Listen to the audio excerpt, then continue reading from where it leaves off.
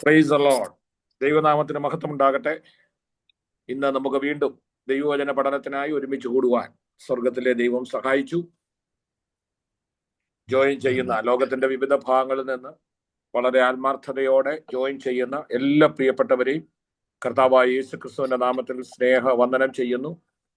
ഇന്ന് രാത്രിയിൽ ക്ലാസ് എടുക്കുന്ന കർത്താവിന്റെ ദാസനും നമ്മോടൊപ്പം ജോയിൻ ചെയ്തിട്ടുണ്ട്. ഇന്നത്തെ ക്ലാസ് ഏറ്റവും അനുഗ്രഹമായി തീരേണ്ടതിന് നമുക്ക് പ്രാർത്ഥനയോടെ ആയിരിക്കാം. കർത്താവിന്റെ ദാസൻ ഇന്ന് രാത്രി ദൈവം ശക്തമായി ഉപയോഗിക്കേണ്ടതിന് നാം എല്ലാവരും പ്രാർത്ഥിച്ചു കൊണ്ടിരിക്കുമ്പോൾ ആരെങ്കിലും ദൈവാത്മാവ് പ്രേരിപ്പിക്കുന്ന ഒരാൾ അൺമ്യൂട്ട് ചെയ്തിട്ട് ചുരുക്കമായി പ്രാർത്ഥിച്ചാൽ. മഹാപരിശുദ്ധനായ ദൈവമേ, സ്വർഗീയ നല്ല തമ്പുരാനെ അപ്പച്ച, അനുഗ്രഹിക്കപ്പെട്ട ഒരു ദിവസം കൂടെ ഞങ്ങൾക്ക് ദാനമായി തന്നു കർത്താവേ. ഞങ്ങള് ഹല്ലേലൂയ ബൈബിൾ ക്ലാസ്സിനായി കയറുകയെ കർത്താവെ. പ്രിയപ്പെട്ട അഭിഷിക്തനെ ശക്തമായി ഞങ്ങളുടെ മുന്നിൽ ഉപയോഗിക്കണമേ കർത്താവെ. ഞങ്ങൾ ജ്ഞാനികളാക്കി തീർക്കുന്ന ദൈവത്തിന്റെ കരത്തിലേക്ക് ഞങ്ങളെ എല്ലാവരെയും ഏൽപ്പിച്ച് പ്രാർത്ഥിക്കുന്നു. കർത്താവ് ശക്തമായി ഉപയോഗിക്കുമാറാകണം കർത്താവെ. ഇത് ലീഡ് ചെയ്യുന്ന ഞങ്ങളുടെ അഭിഷിക്തനെ ലാലു പാസ്റ്ററിനെ ഓർത്ത് സ്തോത്രം ചെയ്യുന്നു. ഷാജി പാസ്റ്ററിനെ ഓർത്ത് സ്തോത്രം ചെയ്യുന്നു. ഞങ്ങളുടെ മധ്യത്തിൽ നിന്ന് അയച്ചിരിക്കുന്ന ദൈവഭൃത്യനെ ഓർത്ത് പ്രാർത്ഥിക്കുന്നു കർത്താവെ. വചനം സംസാരിക്കുമ്പോൾ ഞങ്ങളെ പഠിപ്പിക്കുമ്പോൾ കർത്താവെ ഹല്ലേലൂയ ശലോമോന് ജ്ഞാനം കൊടുത്തതുപോലെ ഞങ്ങൾക്ക് ജ്ഞാനം തരണമേ കർത്താവെ. ജ്ഞാനത്തിൽ ഞങ്ങളെ നിറയ്ക്കണമേ കർത്താവെ. അത് ഞങ്ങൾക്ക് 100-60 മേനി കൊയ്യുവാൻ സ്വർഗത്തിലെ അപ്പച്ചൻ സഹായിക്കുമാറാകണം. ഞങ്ങളെ തന്നെ താഴ്ത്തി ഏൽപ്പിക്കുന്നു. ഞങ്ങൾ ക്ലാസ് തുടങ്ങുമ്പോൾ പരിശുദ്ധാത്മാവ് ഞങ്ങളെ നിറയ്ക്കണം. ആദ്യം മുതൽ അവസാനം വരെയും ഞങ്ങൾ സംസാരിക്കുമ്പോൾ പരിശുദ്ധാത്മാവ് ഞങ്ങളുടെ കൂടെ ഇരിക്കണം. ഞങ്ങളെ നിറയ്ക്കണം, കൃപയിൽ പൊതിയണം.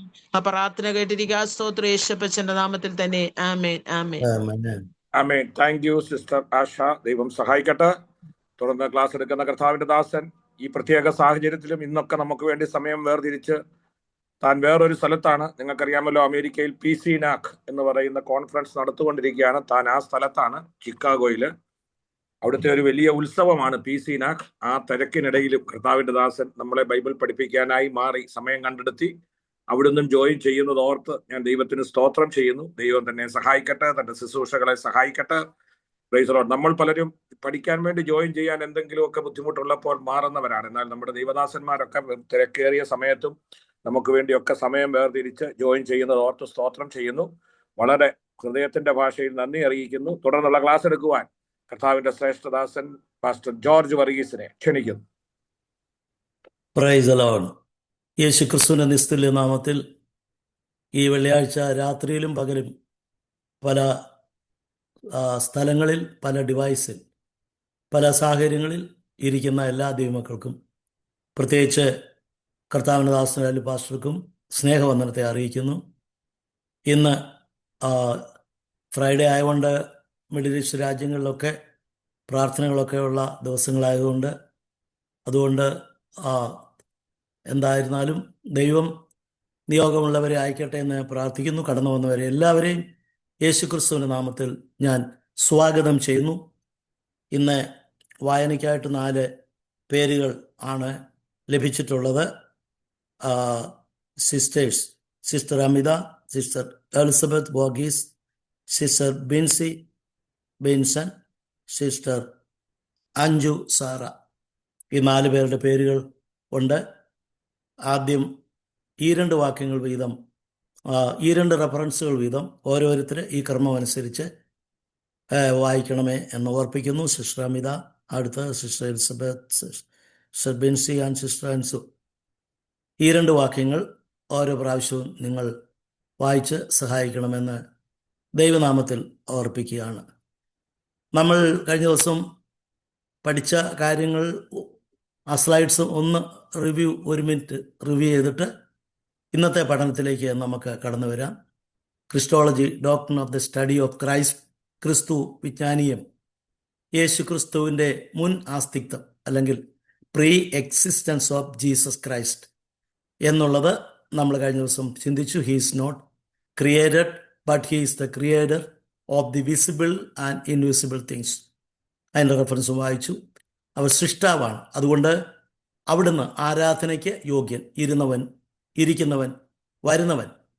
യോഹന്നാൻ എഴുതി, in the beginning there was God, the word was with God എന്ന് എഴുതുവാനിടയായി. ആ വചനം ദൈവമായിരുന്നു. ആ വചനമാണ് നമ്മുടെ ഇടയിലേക്ക് ഇറങ്ങി വന്നതെന്ന് വായിപ്പാനിടയായി. ആ ലോഗോസ് എന്നുള്ള പദമാണ് അവിടെ ഗ്രീക്കിൽ കൊടുത്തിരിക്കുന്നത്. റേമ എന്നൊരു പദവുമുണ്ട്. യോഹന്നാൻ 1:1 മുതൽ ലോഗോസ്, വേർഡ്, കൽപ്പന, ദൈവത്തിൻ്റെ ബുദ്ധി, അല്ലേ? ഗ്രീക്ക് ഫിലോസഫേഴ്സ് അന്ന് വിശ്വസിച്ചിരുന്നതായിട്ടുള്ള ഒരു കാര്യം, കാലം ലോകത്തെ മുഴുവനും സൃഷ്ടിച്ച ഒരു വ്യക്തി എന്നുള്ള നിലയല്ല, ഒരു ദൈവിക നിയമം, ബുദ്ധി പിൻപിൽ, സർവ വിശ്വത്തിൻ്റെയും പ്രപഞ്ചത്തിൻ്റെയും സൃഷ്ടിക്ക് പിൻപിൽ ഉണ്ടായിരുന്നു ആ ദൈവത്തിൻ്റെ വാക്ക്, അല്ലെ ദൈവത്തിൻ്റെ ജ്ഞാനം. ആ വാക്ക് യോഹന്നാൻ കടമെടുത്താണ് അത് കർത്താവ് യേശുവാണെന്ന് അവിടെ സ്ഥാപിക്കുന്നതെന്ന് കഴിഞ്ഞ ദിവസം നമ്മൾ മനസ്സിലാക്കുവാനിടയായി. ലോഗോസായ യേശു ക്രിസ്തു ഈ പ്രപഞ്ചത്തെ സൃഷ്ടിക്കുന്നതിന് മുമ്പേ തന്നെ പിതാവ്, പുത്രൻ, പരിശുദ്ധാത്മാവ് എന്നുള്ള തൃത്വത്തിൽ അടങ്ങിയിരുന്നതായിരുന്നു എന്ന് മനസ്സിലാക്കാൻ കഴിഞ്ഞു. പുതിയ നിയമത്തിൽ മറിയയിൽ മാത്രം ജനിച്ച് ആരംഭിച്ച ഒരു വ്യക്തിത്വമല്ല യേശു ക്രിസ്തു. ജനിക്കുന്നതിന് മുമ്പേ താൻ ഉണ്ടായിരുന്നു, മരിച്ചുയർത്തതിന് ശേഷം താൻ ഉണ്ട്, ഇനിയും ഉണ്ടായിരിക്കും. അതുകൊണ്ട് പ്രപഞ്ചത്തിൽ ദൈവത്തിൻ്റെ ആസ്തിത്വത്തിൻ്റെ തത്തുല്യമായ ആ കാലഘട്ടത്തിൽ തന്നെ നിലനിന്നിരുന്നതാണ് പുത്രൻ, God the Father, Son and the Holy Spirit. ആധാരമായി നമ്മൾ ചിന്തിച്ചു, എലോഹിം എന്നുള്ള ഉൽപ്പത്തി 1:1 സർവശക്തന്മാർ എന്നുള്ള ബഹുവചനം ഉപയോഗിച്ചിരിക്കുന്നതിൽ നിന്ന് പിതാവ്, പുത്രൻ, പരിശുദ്ധാത്മാവാം ത്രിയേക ദൈവത്തെയാണ് അവിടെ പറയുന്നതെന്ന് നമുക്ക് മനസ്സിലാക്കുവാൻ കഴിഞ്ഞു. ദൈവം എന്നുള്ള ആ കൺസെപ്റ്റിൽ സ്ഥലം, കാലം, സമയം ഇവയ്ക്ക് അതീതനാണ് ദൈവം. ഇന്നലെ, ഇന്ന്, നാളെ എന്നു പ്രത്യേകതയില്ല. ദൈവത്തിനെന്നും ഇന്ന് എന്നുള്ളതാണ് എന്ന് നമ്മൾ കാലാതീതനാണ്, കാലങ്ങൾക്ക് മുമ്പേ ഉള്ളവനാണ്. 90-ാം സങ്കീർത്തനത്തിൽ അത് വായിച്ചു. അത് ദാനിയേൽ പർവ്വതത്തിൽ വന്നപ്പോൾ അവിടെ കൊടുത്തിരുന്ന പദം അത് ശരിയായ തർജ്ജമയല്ല. വയോധികൻ, ദൈവത്തിന് ദിവസങ്ങൾക്ക് മുമ്പുള്ളവൻ, ദ ആൻഷ്യൻ്റ് ഓഫ് ഡേയ്സ് എന്നുള്ളതാണ് അവിടെ ഇംഗ്ലീഷ് ബൈബിളിൽ ഉള്ളത്. എന്ന് പറഞ്ഞാൽ കാലത്തിനും സമയത്തിനും ഒക്കെ മുമ്പേ ഉള്ളവനായ സർവശക്തനായ ദൈവം എന്നാണ് കാണുവാൻ കഴിയും. അപ്പോൾ യേശു ക്രിസ്തുവിൻ്റെ അവതാരം എന്നുള്ള വിഷയത്തോടുള്ള ബന്ധത്തിൽ നമ്മൾ പല വാക്യങ്ങൾ വായിക്കും. നമ്മൾ ഈ സ്ലൈഡ് വരെ കഴിഞ്ഞ ആഴ്ച നോക്കി. അവതാരം എന്നുള്ള പദം തിയോളജിയുടെ ഒരു പദമല്ല, ബൈബിളിലെ പദമല്ല. ഈ അവതാരം എന്നുള്ള പദം നമുക്ക് കാണാനായിട്ട് കഴിയുന്നത് ഹൈന്ദവ വേദത്തിൻ്റെ ഒരാശയമാണ്. അവതാരം എന്ന് പറഞ്ഞാൽ incarnation, coming down from heaven to earth. സ്വർഗത്തിൽ നിന്ന് മേൽ ലോകത്തിൽ നിന്ന് കീഴ് ലോകത്തിലേക്ക് ഇറങ്ങി വരിക എന്നുള്ളതാണ് അവതരിക്കുക എന്നുള്ളതിൻ്റെ അർത്ഥം.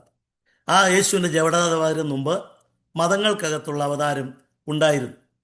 അത് നമ്മുടെ പരീക്ഷയ്ക്ക് വരുന്നൊന്നുമല്ല, അറിവിന് മാത്രം ഞാൻ ഒരു സ്ലൈഡ് അവിടെ വെച്ചിട്ടുണ്ട്. പർപ്പസ് ഓഫ് അവതാര ഓർ ഇൻകാർണേഷൻ.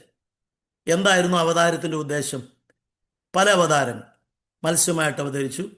മതങ്ങൾ എന്നുള്ള പഠനത്തിൻ്റെ അകത്ത് ഓരോ അവതാരത്തിൻ്റെയും പിമ്പിൽ എന്തായിരുന്നുവെന്ന് വിശദമായി പഠിക്കും. അങ്ങനൊരു സബ്ജക്റ്റ് ഉണ്ടെങ്കിൽ ഭാരതത്തിലെ മതങ്ങൾ പഠിക്കുമ്പോൾ ആ മതത്തിൽ ഉള്ളതാണ് അവതാരങ്ങൾ എന്നുള്ളത്. അപ്പോൾ മത്സ്യമായിട്ടും, കൂർമ്മം ആമയായിട്ടും, വരാഹം അല്ലെങ്കിൽ പന്നി ആയിട്ടും, പകുതി മനുഷ്യനും പകുതി ദൈവമായ നരസിംഹമായിട്ടും, വാമനൻ തിരുവോണം എന്നുള്ളതായിരിക്കുന്ന ഐതിഹ്യത്തിൻ്റെ പിൻപിലെ ചരിത്രം, വാമനനായിട്ടും, പരശു ഏന്തിയ രാമൻ, പരശു എന്ന് പറഞ്ഞാൽ മഴുവ് എന്നാണ് അർത്ഥം. പരശുരാമൻ മഴുവെറിഞ്ഞു, കേരളം ഉണ്ടായി എന്ന് ഈ അവതാരത്തിൽ പറയുന്നു.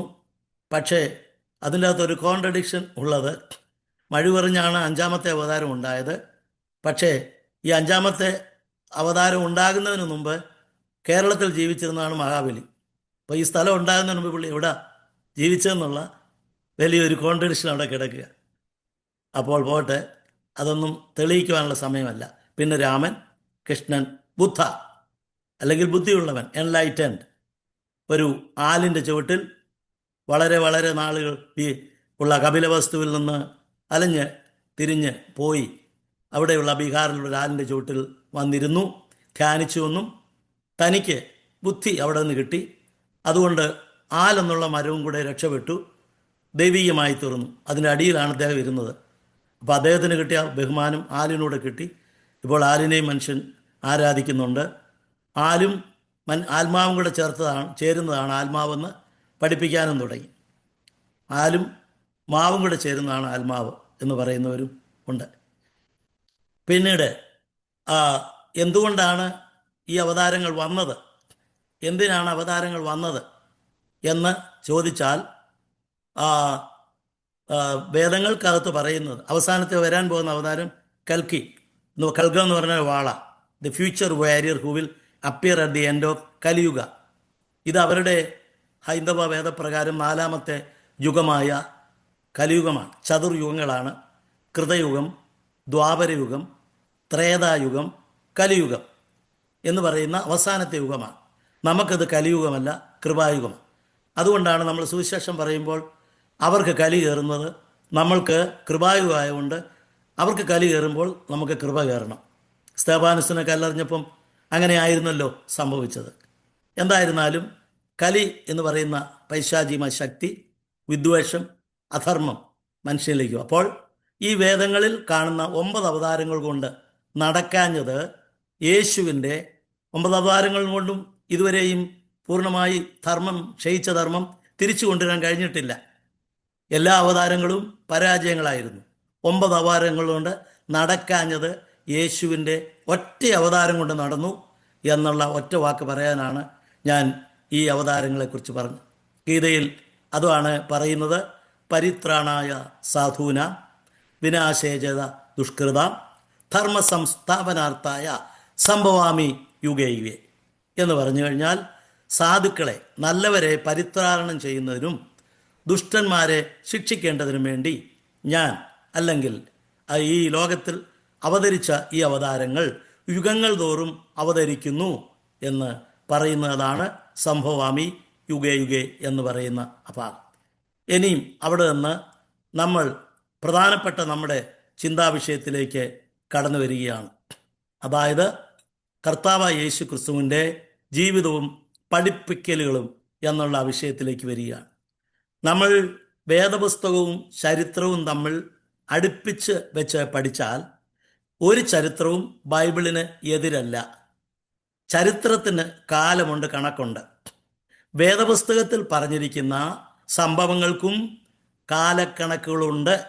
ഈ ഭൂമിയിൽ ഏതൊരു ചക്രവർത്തിയും സാമ്രാജ്യവും ജീവിച്ചിരുന്ന കാലഘട്ടത്തിലാണ് യേശു ജീവിച്ചതെന്നും ജനിച്ചതെന്നും വളർന്നതെന്നും പ്രധാനമായിട്ട് പഠിപ്പിക്കുന്നത് ലൂക്കോസാണ്. ലൂക്കോസാണത് പറയാൻ എന്താണ് കാരണം എന്ന് ചോദിച്ചാൽ, ലൂക്കോസ് ഒരു ചരിത്രകാരനായിരുന്നു, സിസ്റ്റമാറ്റിക് ഹിസ്റ്റോറിയനായിരുന്നു, ഒരു ജേർണലിസ്റ്റ് താൻ ആയിരുന്നു. ചരിത്രം വ്യവസ്ഥാപിതമായി എഴുതിയ ഒരു വ്യക്തിയായിരുന്നു അദ്ദേഹം. പൗലോസിൻ്റെ ഒരു കമ്പാനിയൻ, സന്തത സഹചാരിയായിരുന്നു എന്ന് കാണാൻ കഴിയുന്നുണ്ട്. അതുമാത്രമല്ല, തൻ്റെ പുസ്തകത്തിലാണ് മെഡിക്കൽ ടേംസ് കൂടുതലായിട്ട് കാണുവാൻ കഴിയുന്നത്. മറ്റുള്ള സുവിശേഷത്തിൽ പത്രോസിൻ്റെ അമ്മാവിയമ്മയ്ക്ക് പനിയായിരുന്നു എന്നാണ് പറയുന്നത്. പനി എന്ന് പറയുന്ന എത്ര സൈസ് പനിയുണ്ടെന്നുള്ളത് പാസ്റ്റർമാർക്കോ യേശുവിൻ്റെ ശിഷ്യന്മാർക്കോ മത്സ്യം പിടിക്കുന്നവർക്കും അറിയത്തില്ല. പക്ഷേ ലൂക്കോസ് അത് എഴുതിയപ്പോൾ എങ്ങനെയാണ് എഴുതിയത്? She was suffering with severe typhoid എന്നാണ്, കഠിന ജ്വരം എന്നുള്ളതാണ് ലൂക്കോസ് എഴുതിയിരിക്കുന്നത്. കാരണം താൻ ഡോക്ടറായിരിക്കുന്നത് കൊണ്ട് വ്യക്തമായി മനസ്സിലാക്കാൻ കഴിഞ്ഞു. മറ്റാരും പറയാത്ത മറ്റൊരു കാര്യം, ഗൈനക്കോളജിസ്റ്റ് പറയേണ്ട ഒരു കാര്യമാണ് ലൂക്കോസ് എഴുതിയത്.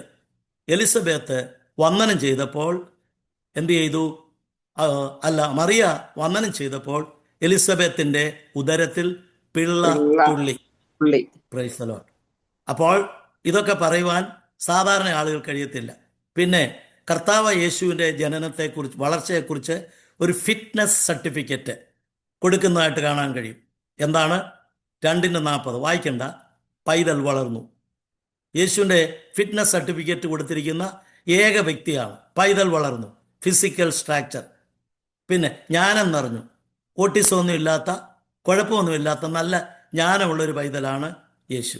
2 കാര്യങ്ങളിൽ തീർന്നില്ല, മൂന്നാമത്തേതും പറഞ്ഞു, ആത്മാവിൽ ബലപ്പെട്ടു. അപ്പോൾ മനുഷ്യന് 3 ഘടകമുണ്ട്. ട്രൈക്കോട്ടമിയാണ്, ബോഡി, സോൾ ആൻഡ് സ്പിരിറ്റ്. അതിൽ കർത്താവ് യേശു ക്രിസ്തുവിൻ്റെ ശരീര വളർച്ച നല്ലതായിരുന്നു, കറക്റ്റായിരുന്നു. പിന്നെ ശരീര വളർച്ച മാത്രമല്ല, തൻ്റെ സോൾ, ബൗദ്ധികമായ മണ്ഡലത്തിനും നല്ല വളർച്ച ഉണ്ടായിരുന്നു. പിന്നെ ആത്മാവിനും വളർച്ച ഉണ്ടായിരുന്നു. പ്രിയമുള്ളവരെ, ഒരു മനുഷ്യനെ സംബന്ധിച്ചിടത്തോളം ശരീരത്തെ ഫിസിക്കൽ സ്ട്രക്ചറോ ഐഡൻറ്റിറ്റിയോ, അതുമാത്രമല്ല നല്ല ബുദ്ധി ഉണ്ടോ എന്നുള്ളത് ഇവിടത്തേക്കിന് മാത്രം ഉള്ളൊരു കാര്യമാണ്.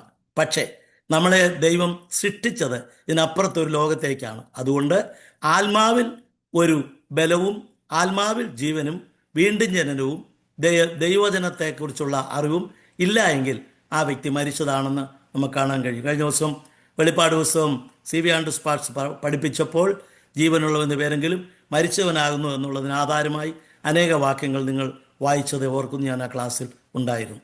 അപ്പോൾ ഇങ്ങനെയുള്ള ലൂക്കോസ് എഴുതിയിരിക്കുന്നു, 2 സീസറന്മാർ യേശുവിൻ്റെ ജനന സമയത്ത് ജനന പശ്ചാത്തലത്തിൽ ഉണ്ടായിരുന്ന ഒരു സീസറിനെ കുറിച്ച് അവിടെ എഴുതിയിട്ടുള്ളത് നമുക്ക് കാണുവാനായിട്ട് കഴിയുന്നുണ്ട്.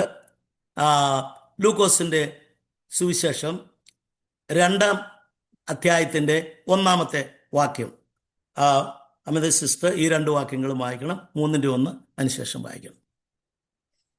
ആ കാലത്ത് ലോകമൊക്കെയും പേർവിളി ചാർത്തണമെന്ന്, ആ കാലത്ത് ലോകമൊക്കെയും പേർവിളി ചാർത്തണമെന്ന് ഓഗസ്റ്റിനസ് കൈസറുടെ ഒരു ആജ്ഞ പുറപ്പെട്ടു. അത് മതി. യേശു ക്രിസ്തു ജനിച്ച ആ കാലഘട്ടത്തെക്കുറിച്ച് ലൂക്കോസ് എന്ന ചരിത്രകാരൻ വളരെ കറക്റ്റായിട്ട് അന്ന് റോമിൽ ഭരിക്കുന്ന സീസർ ആരായിരുന്നുവെന്ന് മർക്കോസ് എഴുതിയിട്ടില്ല, യോഹന്നാൻ എഴുതിയിട്ടില്ല, മത്തായി എഴുതിയിട്ടില്ല. വേദപുസ്തകത്തിൽ പുതിയ നിയമത്തിൽ ഒരിടത്തും ഇല്ല. മറ്റൊരിടത്തും കിട്ടാത്ത അമൂല്യമായ അറിവ് ചരിത്രകാരനായ വ്യക്തി അന്ന് ചരിത്രത്തിൽ നിന്ന്, വേദപുസ്തകം സത്യമാണെന്ന് തെളിയിക്കാൻ വേണ്ടി ചരിത്രത്തിൽ നിന്ന് ക്രിസ്തു ജനിച്ചപ്പോൾ ജീവിച്ചിരുന്ന സീസർ ആരാണെന്ന് എഴുതിയിരിക്കുന്നു. ഏത് കാലത്ത്? ഓഗസ്റ്റസ് സീസർ എന്ന് പറയുന്ന ഔഗുസ്ത്യോസ് കൈസർ ഭരിച്ചിരുന്ന കാലഘട്ടത്തിൽ ആയിരുന്നു. അദ്ദേഹത്തിൻ്റെ ഭരണകാലമെന്ന് പറയുന്നത് ക്രിസ്തുവിന് മുമ്പ് BC 27 അധികാരത്തിൽ വന്നു. AD 14 താൻ കാലം ചെയ്തു. അപ്പോൾ അതിൻ്റെ അർത്ഥം എന്താ? യേശു ജനിച്ചതിന് ശേഷം 14 വർഷങ്ങൾ, 14 BC 27 യേശു ജനിച്ചത്. യേശു ജനിച്ച് കുറേ കാലം മാത്രം അത് കഴിഞ്ഞപ്പോൾ ഈ ചക്രവർത്തി മരിക്കുവാനിടയായി തീർന്നു. അപ്പോൾ യേശുവിൻ്റെ ജനനവും മറ്റും കുറച്ചു കാലഘട്ടത്തിൽ, ഏതാണ്ടൊരു 10-12 വയസ്സ് വരെയുള്ള കാലഘട്ടത്തിൽ ജീവിച്ചിരുന്ന ചക്രവർത്തിയാണ്. പക്ഷേ അദ്ദേഹം മരിച്ചു. യേശു മരിക്കുന്ന സന്ദർഭത്തിലും യേശുവിനെ ക്രൂശിക്കുന്ന സന്ദർഭത്തിലും അടുത്ത ഒരു സീസറാണ് ഇതിനുശേഷം അധികാരത്തിൽ വന്നതെന്ന് ലൂക്കോസ് 3-ന്റെ 1-ാം അധ്യായത്തിൽ പറയുന്നു. 2-ാം വാക്യം, 1-2 വാക്യം വായിച്ചാട്ട്. തിബിരിയസ് കൈസറുടെ വാഴ്ചയുടെ 15-ാം ആണ്ടിൽ പൊന്തിയോസ് പിലാത്തോസ് യഹൂദ്യ നാട് വാഴുമ്പോൾ അത് മതി. ബാക്കിയുള്ളവരൊക്കെ മതപുരോഹിതന്മാരും അവിടെയുള്ള ടെട്രാക്സ് ഇടപ്രഭുക്കന്മാരുടെയും പേരുകളാണ്. ആ കാലഘട്ടത്തിലാണ് യോഹന്നാൻ സ്നാപകൻ, 30 വയസ്സുള്ളവനായ യോഹന്നാൻ സ്നാപകൻ പ്രസംഗിക്കാൻ ഇറങ്ങുന്നത്. കർത്താവ് യേശു ക്രിസ്തുവിന് യോഹന്നാന് 30 വയസ്സുള്ളപ്പോൾ, യേശുവിന് 30 വയസ്സുള്ളപ്പോൾ യോഹന്നാന് 30 വയസ്സും 6 മാസവും പ്രായം.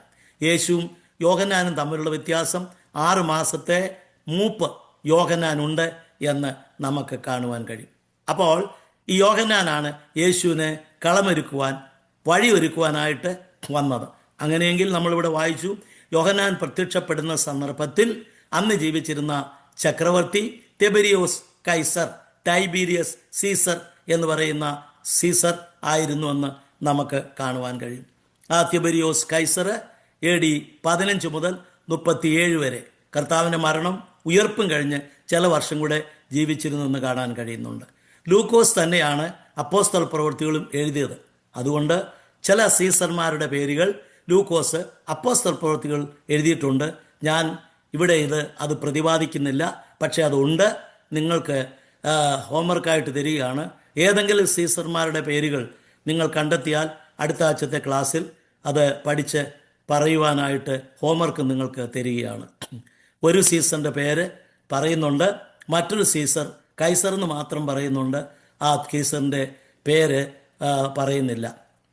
അപ്പോൾ കർത്താവായ യേശുക്രിസ്തു ജീവിച്ചിരുന്ന കാലഘട്ടത്തിലെ ചക്രവർത്തിമാർ, അതാ സീസറിൻ്റെ കാലഘട്ടത്തിൽ, ഓഗസ്റ്റ് സീസറിൻ്റെ കാലഘട്ടത്തിൽ യേശുക്രിസ്തുവിനെ ബേത്ലഹേമിൽ പ്രസവിക്കുവാൻ ഇടയായിത്തീർന്നതിന് കാരണക്കാരനായി അതിനുള്ള കൽപ്പന കൊടുത്തത് അത് ഓഗസ്റ്റസ് സീസറാണ്. എന്താണത് പറയാൻ കാര്യം? ഈ ഓഗസ്റ്റസ് സീസർ അധികാരത്തിൽ യേശു ജനിക്കുന്ന കാലഘട്ടത്തിൽ ഒരു കൽപ്പന പുറപ്പെടുവിച്ചു. എന്താണ്? ലോകത്തിലുള്ള എല്ലാവരും അവരവർ ജനിച്ച് വളർന്ന സ്ഥലത്ത് സെൻസസിന് വേണ്ടി അവരുടെ പേര് രജിസ്റ്റർ ചെയ്യാൻ വേണ്ടി പോകണം. അവിടെ ചെന്ന് രജിസ്റ്റർ ചെയ്യാൻ പാടുള്ളൂ. അപ്പോൾ നമ്മൾ മനസ്സിലാക്കണം, യേശുക്രിസ്തുവിനെ പ്രസവിക്കാനുള്ള അമ്മയായ മറിയയും വളർത്തപ്പനായ യോസെഫും ഇപ്പോൾ ഗലീലയിലെ നസറേത്തിലാണ് താമസിക്കുന്നത്. ഈ കൽപ്പന പുറപ്പെടുവിച്ച് ഇല്ലായിരുന്നുവെങ്കിൽ കർത്താവായ യേശുക്രിസ്തുവിനെ നസറേത്തിൽ പ്രസവിക്കുമായിരുന്നു. കർത്താവായ യേശുക്രിസ്തുവിനെ നസറേത്തിൽ പ്രസവിച്ചാൽ നമുക്ക് എന്താണ് നഷ്ടം? ഏറ്റവും കൂടുതൽ നഷ്ടമുണ്ടാകുന്നത് നിങ്ങൾക്കും എനിക്കുമാണ്. കാരണം കഴിഞ്ഞ ആഴ്ച നമ്മൾ ആ വാക്യങ്ങൾ വായിക്കുവാനിടയായി തീർന്നു. ഞാൻ പറഞ്ഞു പോവുകയാണത് എടുത്ത് പിന്നെയും വായിപ്പിക്കുന്നില്ല. കഴിഞ്ഞ ആഴ്ച വായിച്ചു, മീക 5:2 വായിപ്പാനിടയായി. നീയോ ബേത്ലഹേം എഫ്രാത്തേ, നീ യഹൂദ പ്രഭുക്കന്മാരിൽ, മീക 5:2 കഴിഞ്ഞ ആഴ്ച വായിച്ചുകൊണ്ട് ഇന്ന് വായിക്കുന്നില്ല. അവിടെ എന്താ പറയുന്നത്?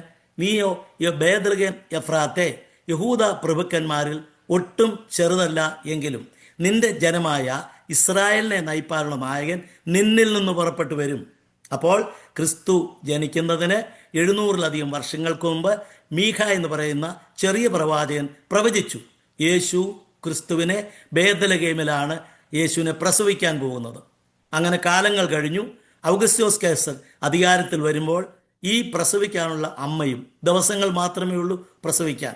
വളർത്തപ്പനായ യോസേഫും ഗാലീലയിലെ നസറേത്തിലാണ്. അപ്പോഴാണ് വേദപുസ്തകത്തിൽ ഒരു വാക്യമുണ്ട്, അതോടെ വായിക്കണം. അതായത്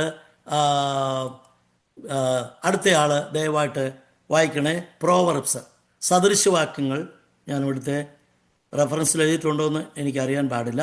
സദൃശവാക്യങ്ങൾ 21, ഈ സ്ലൈഡിൻ്റെ അകത്ത് ഞാൻ എഴുതിയിട്ടുണ്ട്. സദൃശവാക്യങ്ങൾ 21-ന്റെ 1-ാം വാക്യം ആ സിസ്റ്റർ എലിസബത്ത് വായിച്ചാട്ട്. 21-ന്റെ 1 സദൃശവാക്യം.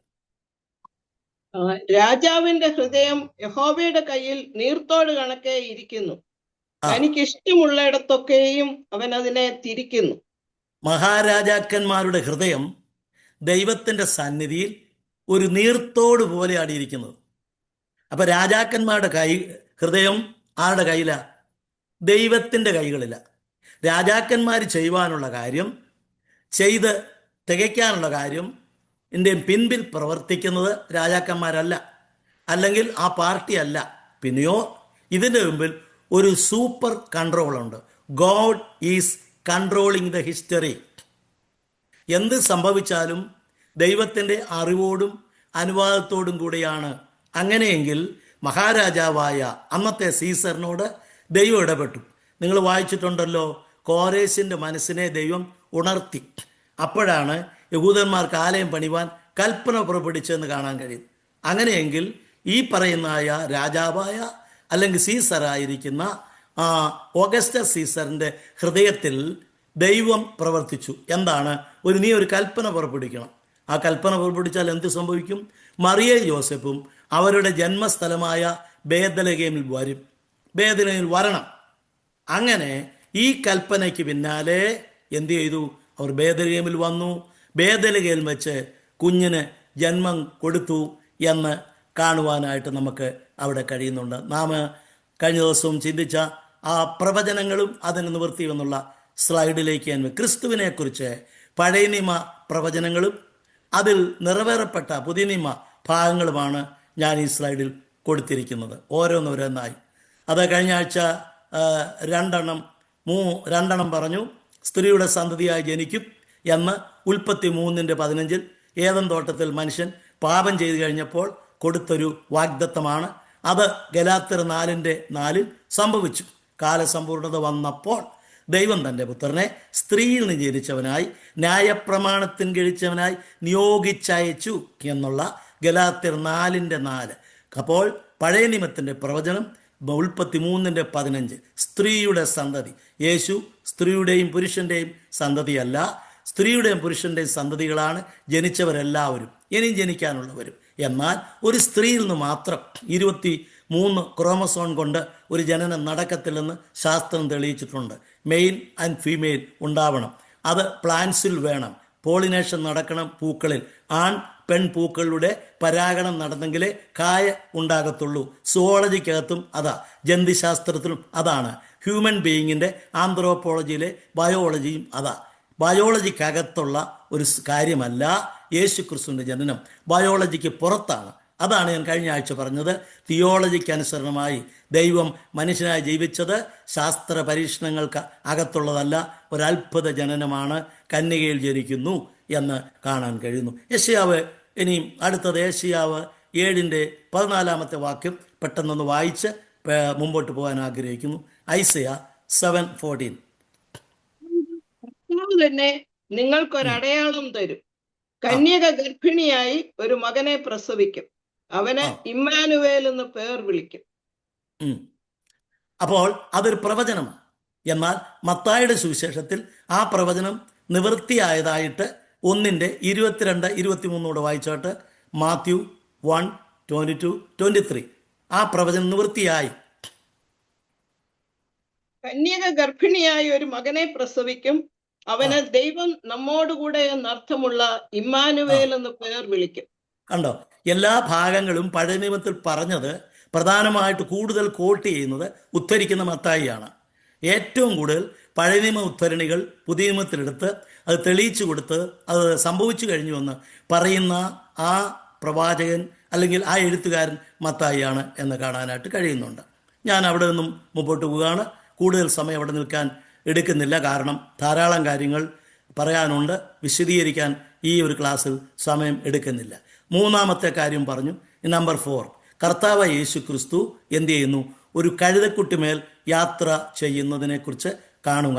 പാം സൺഡേ എന്ന് പറയുന്ന ഒരു ഞായറാഴ്ച, കുരുത്തോല പെരുന്നാൾ എന്ന് ഇന്ന് എപ്പിസ്കോപ്പൽ സഭകൾ കുരുത്തോലയുമായിട്ട് പള്ളിയിൽ തിരിച്ചു വരുന്ന ആ ഒരു ആചാരം, നമുക്ക് ആചാരങ്ങൾ ഒന്നുമില്ല, അത് സംഭവിച്ചൊരു സംഭവം നിറവേറിയതാണ്. സെഖര്യാവിൻ്റെ പ്രവചനം അടുത്ത വായിക്കാനുള്ള പ്രിയപ്പെട്ടവർ തയ്യാറായിരിക്കുക ദയവായി. സെഖര്യാവിൻ്റെ പ്രവചനം 9:9 വാക്യം വായിച്ചാട്ട്. ഘോഷിച്ചാനന്ദിക്ക, യെരൂശലേം പുത്രിയെ ആർപ്പിടുക, ഇതാ നിന്റെ രാജാവ് നിന്റെ അടുക്കൽ വരുന്നു, അവൻ നീതിമാനും ജയശാലിയും താഴ്മയുള്ളവനുമായി കഴുതപ്പുറത്തും പെൺകഴുതയുടെ കുട്ടിയായ ചെറുകഴുതപ്പുറത്തും കയറി വരുന്നു. മതി, നോക്കണേ, ഇതാ നിന്റെ രാജാവ്. ഞാൻ പറഞ്ഞല്ലോ, യേശു കഴുതക്കുട്ടിമേൽ വരുന്നത് യഹൂദന്മാരെ സംബന്ധിച്ചിടത്തോളം ഇത് എഴുതുന്നത് ആരാ? യഹൂദനാ. അവർക്ക് മശിയായാണ് അവർക്ക് മുമ്പിലുള്ളത്. മശിയ രാജാവായിട്ട് വരും എന്നുള്ള അർത്ഥത്തിലാണ് അവിടെ പറയുന്നത്. പക്ഷേ അന്ന് അവിടെ വന്നത് രാജാവായിട്ടല്ല. കാരണം രാജാക്കന്മാർ കടന്നു വരുന്നത്, സഞ്ചരിക്കുന്നത് കുതിരപ്പുറത്താണ്. പ്രവാചകന്മാരുടെ വാഹനമൃഗമാണ് കഴുത. ബിലിയാം കഴുതപ്പുറത്ത് കയറി. സാധാരണക്കാരൻ്റെ വാഹനവുമാണ് ഭാരം ചുമക്കുന്നതിനും അബ്രഹാം മകനെ യാഗം കഴിക്കാൻ കൗതുകളും കോവർ കഴുതുകളും ഒക്കെ അന്ന് കൂടുതലായി ഉപയോഗിച്ചിരുന്നു. ഇപ്പോൾ യേശു കഴുതക്കുട്ടിയുടെ പുറത്ത് എന്ത് ചെയ്യുന്നു? യാത്ര ചെയ്യുന്നതിനെക്കുറിച്ച് പഴയ നിയമത്തിൽ രാജാവെന്ന് പറയുന്നു, പക്ഷേ പ്രവാചകനായിട്ടാണ്. രാജാവാകും. കർത്താവിൻ്റെ രണ്ടാമത്തെ വരവ് കഴിഞ്ഞ് 7 കൊല്ലം കൂടെ കഴിഞ്ഞ് യേശു ക്രിസ്തു വരുന്നത് കുതിരപ്പുറത്താണ്. റാപ്ചർ, ഇനിയുമുള്ള രണ്ടാമത്തെ വരവ് കഴിഞ്ഞ് 7 വർഷം നടക്കുന്ന സംഭവം എന്താണെന്നൊക്കെ നിങ്ങൾ പഠിച്ചിട്ടുണ്ട്. 1 ക്രിസ്തുവിൻ്റെ ന്യായാസനം, 2 കുഞ്ഞാടിൻ്റെ കല്യാണം. ആ 7 വർഷം കൊണ്ട് ഭൂമിയിൽ നടക്കുന്നത് എന്താണ്? മഹോദരവും. 3.5 വർഷങ്ങളുടെ 2 പകുതി. അപ്പോൾ ആ 7 വർഷം കഴിയുമ്പോൾ കർത്താവും തൻ്റെ വിശുദ്ധന്മാരും ഭൂമിയിലേക്ക് വരുന്നു. എങ്ങനെയാണ് വരുന്നത്? അനന്തരം സ്വർഗം തുറന്നിരിക്കുന്നവരും ഒരു വെള്ളക്കുതിര പ്രത്യക്ഷപ്പെടുന്നതും കണ്ടു. എവിടാ വരുന്നത്? ഒലിവുമലയിലാണ് വരുന്നത്. എന്തിനാ വരുന്നത്? ഹാർമഗദോൻ യുദ്ധത്തിന് വേണ്ടിയാണ്. ആ യുദ്ധം കഴിഞ്ഞ് പിശാചിനെ പിടിച്ച് 1000 ആണ്ടയ്ക്ക് പൂട്ടിയിടുന്നു. എന്നിട്ട് സമത്വസുന്ദരമായ ഒരു ക്ഷേമരാഷ്ട്രം യെരുശലേമിൽ ദാവീദിൻ്റെ സിംഹാസനത്തിരുന്ന് കർത്താവ് ചെയ്യും. അതാണ് രാജാവ് എന്നുള്ള 1000 ആണ്ട് വാഴ്ച. അപ്പോൾ ഇവിടെ വരട്ടെ, പ്രവാചകൻ കഴുതപ്പുറത്ത് വരുന്നു. യേശു കഴുതപ്പുറത്ത് കയറി വരുന്നതിനെ കുറിച്ചുള്ള പ്രവചനം അത് സംഭവിച്ചു. മത്തായിയുടെ സുവിശേഷം 21 എത്രയും കൂടുതൽ വാക്യങ്ങൾ ഉള്ളതുകൊണ്ട് അത് ദയവായിട്ട് വായിക്കേണ്ട, റെഫറൻസ് നിങ്ങൾ വായിച്ചാൽ മതി. ഇപ്പോൾ അത്രയും വാക്യങ്ങൾ മുഴുവൻ വായിക്കാൻ സമയമില്ല. അങ്ങനെ ബെത്ഫാഗ എന്ന് പറയുന്ന സ്ഥലത്തു നിന്നാണ് കർത്താവ് യാത്ര പുറപ്പെടുന്നത്. ബെത്ഫാഗ എന്ന സ്ഥലത്തു നിന്ന് എന്തു ചെയ്യുന്നു? ഒലിവ്മലയുടെ ഇറക്കമിറങ്ങി കിദ്രോൻ തോട് കടന്നിട്ട് യെരുശലേമിലെ ടെമ്പിൾ മൗണ്ടിലേക്ക് പോവുക. എങ്ങോട്ടാണ് പോകുന്നത്? യെരുശലേമിലുള്ള യഹൂദന്മാർ അന്ന് നിലവിലുള്ള ദേവാലയത്തിലെ കിഴക്കേ വാതിൽ ഗോൾഡൻ ഗേറ്റിലേക്കാണ് യേശു പോകുന്നത്. അന്ന് അടച്ചതാണ് ആ ഗേറ്റ്. അതിനെക്കുറിച്ചുള്ള പ്രവചനങ്ങളൊക്കെ പഴയ നിയമത്തിലുണ്ട്. എസ്കട്ടോളജി പഠിപ്പിക്കുന്നവരത് കൂടുതൽ പഠിപ്പിക്കും. തുറക്കപ്പെട്ട കിഴക്കേ വാതിലിലൂടെ കർത്താവ് ഇനിയും വരും, അവിടെ തുറക്കപ്പെടും എന്നൊക്കെ നമുക്ക് കാണാൻ കഴിയും. അപ്പോൾ ഇങ്ങനെയുള്ള യേശു ക്രിസ്തുവിൻ്റെ യാത്രയെക്കുറിച്ച് അവിടെ പറയുന്നു. ഞാൻ നിങ്ങളോട് ചോദിക്കട്ടെ ഒരു ചോദ്യം.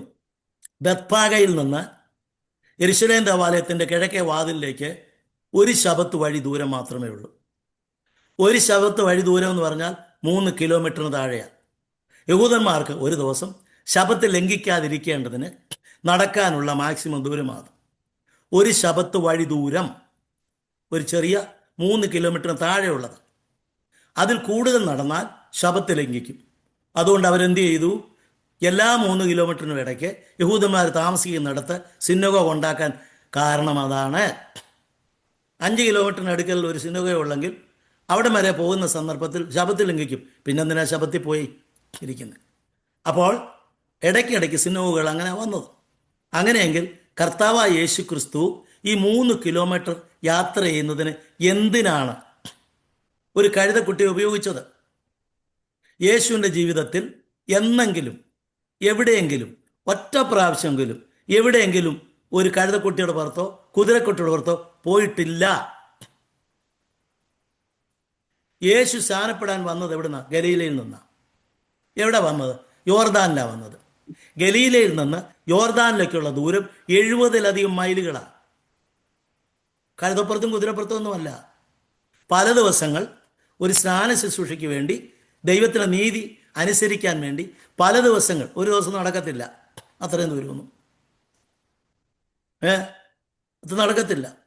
ഞാൻ താമസിക്കുക തിരുവല്ല എന്ന കൊട്ടാരക്കര 50 കിലോമീറ്റർ, ഏതാണ്ട് കിളിമാരനും അടുത്ത് വരും, അല്ലെ ആയൂരിനപ്പുറം പോകണം.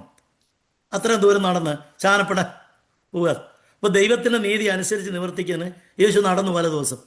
ഈ നടന്ന കർത്താവിനെ 3 കിലോമീറ്റർ യാത്ര ചെയ്യാൻ കഴുതക്കുട്ടി വേണോ? വേണ്ട. പിന്നെ എന്തിന് കഴുതക്കുട്ടിയുടെ പുറത്തു കയറി എന്ന് ചോദിച്ചാൽ, മീക എന്ന് പറയുന്ന പ്രവാചകൻ എഴുതി വെച്ച പ്രവചനം തെറ്റാതിരിക്കാൻ വേണ്ടി മാത്രമാണ്. പിടിക്കപ്പെടുവാനും കഷ്ടം അനുഭവിക്കുവാനും അല്പമണിക്കൂറുകൾ മാത്രമേ ഉള്ളൂ. എങ്കിലും പ്രവചനത്തിൻ്റെ കണക്കുകൂട്ടൽ തെറ്റാതിരിക്കാൻ, അതാണ് നമ്മൾ പറയുന്നത് വേദപുസ്തകത്തിൻ്റെ പ്രവചനത്തിൻ്റെ ആക്യുറസി, കൃത്യത കൃത്യമാണ്. ആണ്ടും മാസവും തീയതിയും നമ്മൾ ഉണ്ടല്ലോ. തിബരിയാസ് കൈസർ വാഴ്ചയുടെ 15-ാം ആണ്ടിൽ നിന്നൊക്കെ പറയുന്നില്ലേ? പൊന്തിയാസ് പീലാത്തോസ്, ഇതൊക്കെ കറക്റ്റ് കണക്കനുസരിച്ചാണ്. വേദങ്ങൾ എഴുതിയത് സങ്കല്പത്തിലാണ്, വേദപുസ്തകം എഴുതിയത് സങ്കല്പത്തിലല്ല. വേദങ്ങൾ എഴുതിയപ്പോൾ അവിടെ ഇങ്ങനെ എഴുതി, പണ്ട് ഒരിക്കൽ ഒരിടത്ത് ഒരു രാജാവുണ്ടായിരുന്നു. ശ്രദ്ധിക്കണേ, പണ്ട് ഡേറ്റ് ഇല്ല. ഒരിടത്ത് പ്ലേസ് ഉണ്ടോ? ഇല്ല. പണ്ട് ഒരിക്കൽ ഒരിടത്ത് പ്ലേസ് ഇല്ല. ഒരു രാജാവ്, രാജാവിന് പേരുണ്ടോ? ശ്രദ്ധിക്കണേ, വേദങ്ങളും വേദപുസ്തകവും തമ്മിലുള്ള വ്യത്യാസം. പണ്ട് ഒരിക്കൽ ഒരിടത്ത് ഒരു രാജാവ് വെച്ചിരുന്നു. ഇങ്ങനെയുള്ള ഒരൊറ്റ പദം പോലും പഴയത്തിലും പുതിയത്തില്ല. ആണ്ട് മാസം ഒരു ദൈവത്തിൻ്റെ പ്രവാചകൻ ഒരു ദർശനം ഉണ്ടായതുപോലും ഡേറ്റ് വെച്ച് ആധാരം എഴുതാൻ വേണ്ടി, അല്ലെങ്കിൽ ഒരു വാടക ചീട്ട് എഴുതാനായിട്ട്, ഒരു ഡോക്യുമെൻറ്റേഷൻ ചെയ്യാനായിട്ട് ഒരു ആളിൻ്റെ അടുക്ക് എഴുത്തുകാരൻ്റെ അടുക്ക പോകുമ്പോൾ അവർ ചോദിക്കുന്ന പോലെയുള്ള ഡേറ്റ് വെച്ചാണ് എഴുതിയത്. ഒരു ഉദാഹരണം കൂടെ ഞാൻ ഇതിന് ഉദാഹരണമായിട്ട് പറയാം. ബൈബിളിൻ്റെ കൃത്യത പ്രസംഗിക്കുമ്പോൾ ഞാൻ കൂടുതൽ പഴയ പുതിയ നിയമത്തിൽ നിന്ന് എടുക്കുന്ന 2 കാര്യങ്ങളും പഴയ നിയമത്തിൽ ഒരു ഭാഗം കൂടെ എടുക്കാം. അത് ഞാൻ റെഫറൻസ് പറഞ്ഞിട്ടില്ല എങ്കിലും എസെക്കിയേൽ പ്രവചനം ഇനി വായിക്കാനുള്ള പ്രിയപ്പെട്ടവരൊന്ന് എടുത്താട്ടെ. എസെക്കിയേൽ 1-ാം അധ്യായത്തിൻ്റെ 1-ാം വാക്യം. 30-ാം ആണ്ട് 4-ാം മാസം 5-ാം തീയതി ഞാൻ കേബാർ നദീതീരത്തെ പ്രവാസികളുടെ ഇടയിൽ ഇരിക്കുമ്പോൾ സ്വർഗം തുറന്ന്. ഇതൊരു ഉദാഹരണമാണ്. അതിൻ്റെ ഉദാഹരണം മാത്രം എടുത്താൽ മതിയല്ലോ. 10 കിലോ ചോറ് വെക്കുകയാണെങ്കിൽ വെന്തം നോക്കാൻ എല്ലാ ചോറും ഞെക്കണോ? 2 ചോറ് ഞെക്കിയാൽ മതി. 2 ചോറ് എന്ന് പറഞ്ഞ പോലെ എടുത്ത് പറയുകയാണ്. അപ്പോൾ എന്താ 30-ാം ആണ്ട് മാസം പ്രവാചകൻ ഉണ്ടായ ഡേറ്റും തീയതിയും പറയുക. എസെക്കിയേൽ 30-ാം ആണ്ട്. ഏതിന് 30-ാം ആണ്ട്? ഇസ്രായേൽ മക്കൾ 70 വർഷം അടിമകളായി അന്യദേശത്ത്. ബാബേൽ പ്രവാസത്തിന്റെ 30-ാം ആണ്ട്. എത്രാം തീയതിയാ? 30-ാം ആണ്ട് 4-ാം മാസം 5-ാം തീയതി. 5-ാം തീയതി. ഇതിൽ കൂടി വല്ല തെളിവും വേണോ? നിങ്ങൾക്കൊന്നുകൂടെ നെഞ്ചോട് ചേർത്ത് ബൈബിളിനെ പിടിക്കാം. The accuracy of the Bible കറക്റ്റായി. ഞാൻ അവിടെ നിന്ന് പോവുകയാണ്. അപ്പോൾ ഈ പ്രവചനം നിറവേറാൻ വേണ്ടിയാണ് യേശു കഴുതപ്പുറത്ത് യാത്ര ചെയ്തത് എന്ന് കാണുവാൻ കഴിയുന്നുണ്ട്. യേശു പ്രവാചകനായിട്ടാണ്. അടുത്ത രാജാവ് 5. ഒരു വാക്യം വായിച്ചാൽ മതി. 2-ാം സങ്കീർത്തനം 6-ാം വാക്യം. എന്റെ വിശുദ്ധ പർവ്വതമായ സിയോനിൽ ഞാൻ എന്റെ രാജാവിനെ വാഴിച്ചിരിക്കുന്നു. യേശു രാജാവാണ്. യഹൂദന്മാരുടെ രാജാവായി. മത്തായി 2:2 പറയുന്നത് എന്താ? യഹൂദന്മാരുടെ രാജാവായി പിറന്നവരുടെ. ഇനി നോക്കണം, യേശുവിന്റെ തലയ്ക്ക് മുകളിലുള്ള ബോർഡ് നോക്കി. യോഹന്നാൻ 19:19 വരും. വളരെ പ്രധാനപ്പെട്ട ഒരു വാക്യമായത്. യേശു രാജാവാണെന്ന് പണ്ട് പറഞ്ഞുകൊണ്ട് യേശു രാജാവാണെന്ന് തെളിയിച്ചിട്ടാണ് യേശു മരിച്ചത്. ഒരു കള്ളനെ പോലെയാണ് മരിക്കുന്നെങ്കിലും യേശുവിൻ്റെ അകത്ത് 3 ഓഫീസ് ഉണ്ടായിരുന്നു, പദവി. യേശുവിൻ്റെ പ്രവാചകത്വം. ഏദൻ തോട്ടം മുതൽ കാൽവറി ക്രൂശ് വരെ യേശു പ്രവാചകൻ. കാൽവറി ക്രൂശ് മുതൽ 2-ാം മടങ്ങി വരവേ യേശു ആര? പുരോഹിതൻ. ഇന്ന് മധ്യസ്ഥ ചെയ്യുക സ്വർഗത്തിൽ. 2-ാം വരവ് മുതൽ പിന്നെ കാലഘട്ടത്തിൽ രാജാവ്. 3 പദവികൾ. ഏദൻ മുതൽ കാൽവറി വരെ prophet office, the office of prophet. അടുത്തത് ഓഫീസ് ഓഫ് പ്രീസ്റ്റ്ഹുഡ്, പൗരോഹിത്യ ശുശ്രൂഷ. 3-ാമത്തത് വരവിന് ശേഷം. ഇതൊന്ന് വായിച്ചാട്ട് 19-20. നസ്രായനായ യേശു പീലാത്തോസ് ഒരു മേലെഴുത്ത് എഴുതി ക്രൂശിന്മേൽ പതിപ്പിച്ചു. അതിൽ നസ്രായനായ യേശു യഹൂദന്മാരുടെ രാജാവ് എന്ന് എഴുതിയിരുന്നു. യേശുവിനെ ക്രൂശിച്ച സ്ഥലം നഗരത്തിന് സമീപമാകിയാൽ അനേക യഹൂദന്മാർ ഈ മേലെഴുത്ത് വായിച്ചു. അത് എബ്രായ, റോമ, യവന ഭാഷയോട് വെച്ചിട്ടുണ്ട്. ലൂക്ക്, ഞാൻ പറഞ്ഞല്ലോ, ലൂക്കോസ് എന്തോ എഴുതിയോ. ഒരു ചരിത്രകാരന്റെ ദൗത്യമാണ്. അതിൻ്റെ തീയതി, സ്ഥലം, എഴുതിയ ഭാഷ, ഏതെല്ലാം എഴുതി വെച്ചു. ആ പട്ടണത്തിൻ്റെ അടുത്താണ് യേശുവിനെ ക്രൂശിച്ചത്. പോകുന്ന ആളുകളെല്ലാം അത് ശ്രദ്ധിച്ചു.